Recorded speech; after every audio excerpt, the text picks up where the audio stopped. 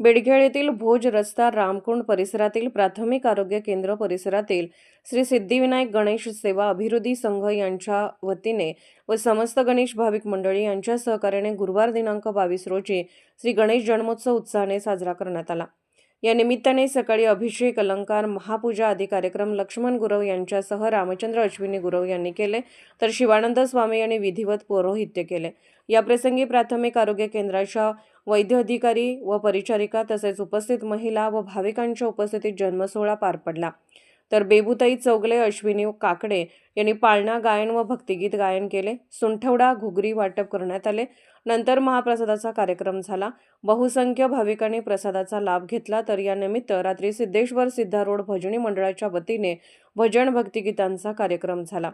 गणेश जन्मोत्सव कार्यक्रमासाठी प्रकाश तारदाळे, अनगोंडा पाटील, बाळासाहेब शिंदे, रवी देसाई, जालेंदर खरात, सुमित वाघमोडे, प्रवीण गुरव, अक्षय शिंदे, संदीप खरात, शिवगोंडा पाटील, गजानन पाटील, संजू मगदुम, रोहित खोत, अरुण तेदाळे, शरद जाधव, श्रेयस थोरवत, सूरज अंबी यांच्यासह इतर युवकांचे सहकार्य लाभले।